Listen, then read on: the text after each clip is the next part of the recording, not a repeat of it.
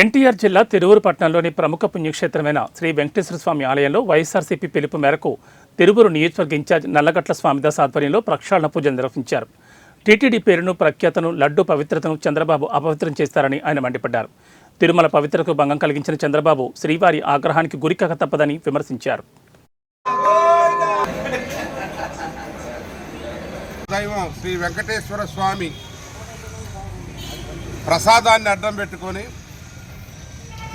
అదేదో కల్తీ జరిగిందని, దానికి ఒక కల్తీ అంటే యానిమల్ ఫ్యాట్ యాడ్ అయిందని నెయ్యిలో, అదేవిధంగా వనస్పతి లేకుంటే ఫిష్ ఆయిల్ ఇలాంటివన్నీ కూడా లడ్డూలో కలిసాయని వీళ్ళు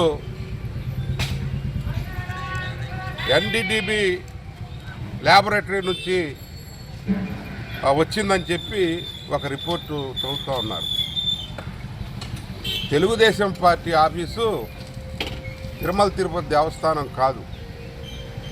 వెల్లడి చేయాల్సింది ఈఓ తిరుమల తిరుపతి దేవస్థానం, అక్కడ ఉన్నటువంటి పాలక మండలి, అక్కడ ఉన్నటువంటి వారు ప్రధాన అర్చకులు, వాళ్ళంతా కూడా మాట్లాడాల్సిన అంశాలని ఒక లేమెన్గా,